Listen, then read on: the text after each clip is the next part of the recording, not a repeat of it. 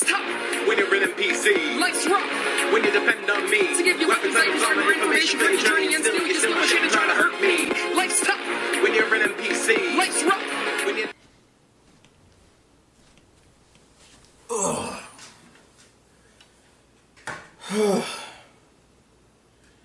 What a crazy couple of weeks.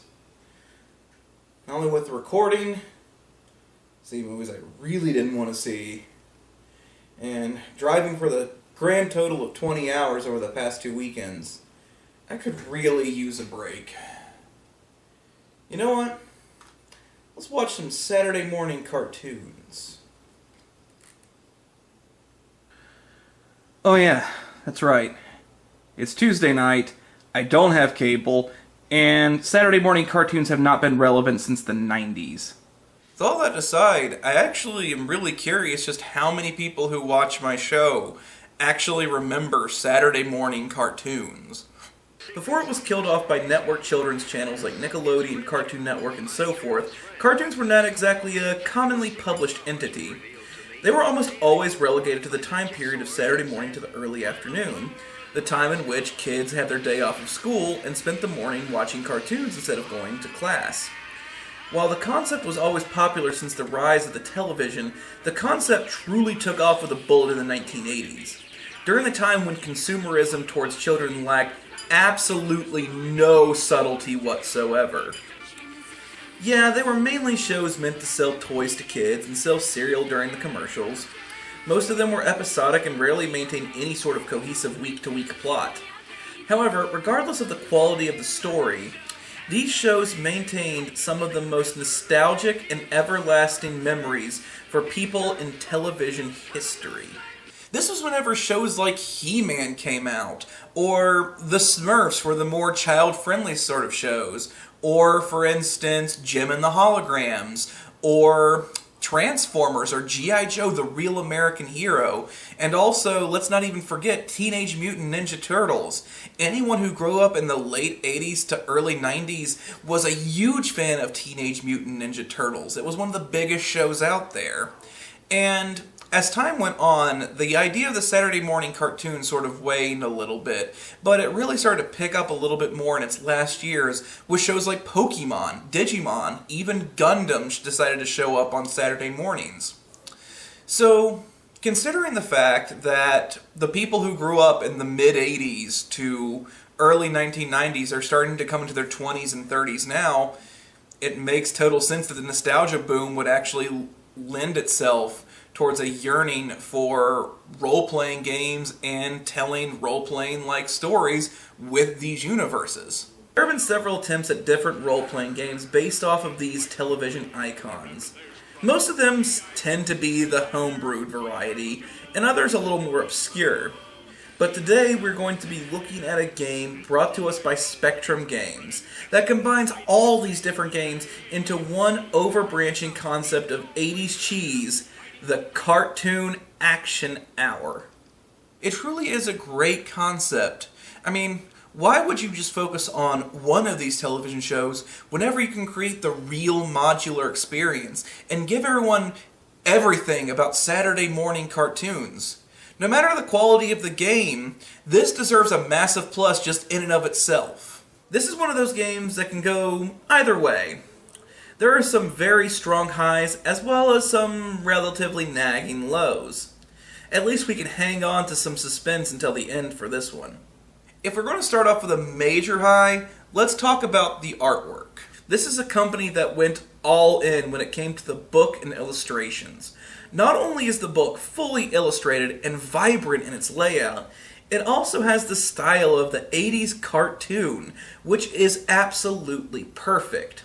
The artwork has a bright, child-friendly tone to it, and the lines are just a little haphazard, and perfectly imperfect, I guess would be the term, as the artwork during that time tended to be.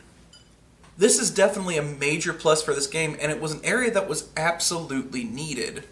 For a game like this, you can get away with black and white, but really you need that punch. You need that punch of color on each page that keeps you pushing forward, that gives you that little tinge of nostalgic feeling as you look at the different illustrations, as you look at the different artwork, and just start to see all those colors and all those illustrations that you loved as a child come to life in your role-playing game. Another strong area is the character creation. While it isn't exactly the easiest of systems of all time to master, it earns massive points in its creativity. Not only does the character sheet have an 80s cartoon box-like quality to it, but the dice system is a unique D12 style system that also adds another one of its inventive qualities. The character sheet really is one of the top 10 of all time.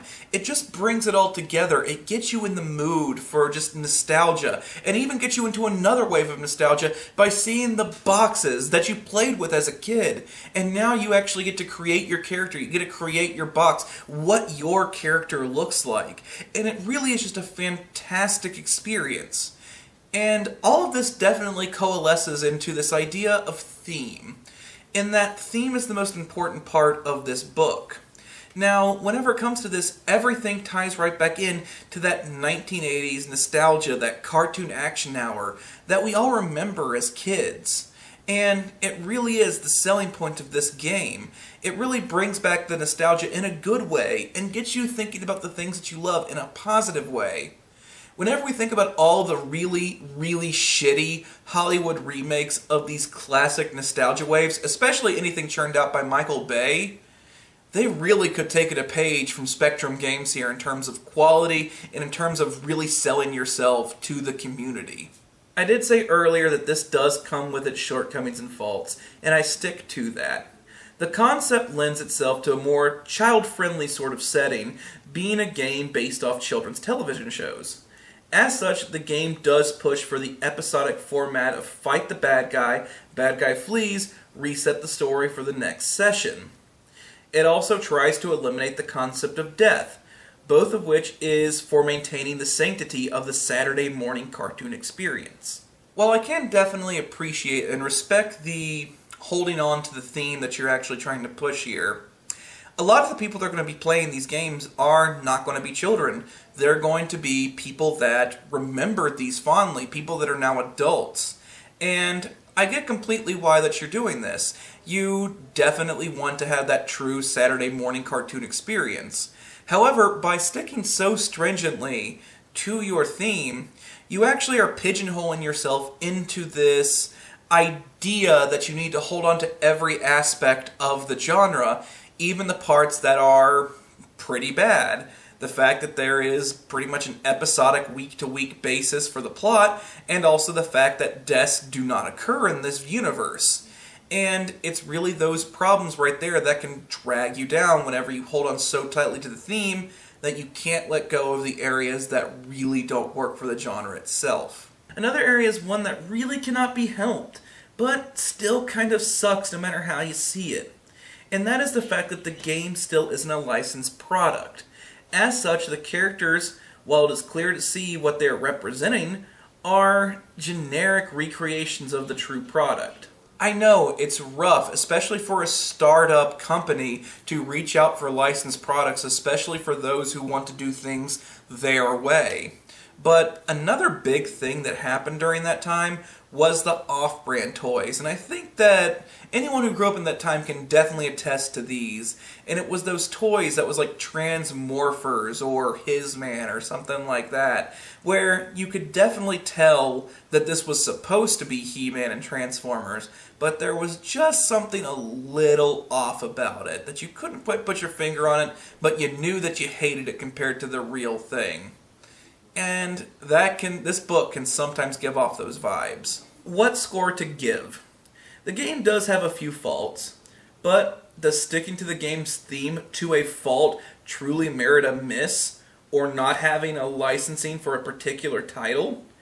Definitely not. This game is awesome.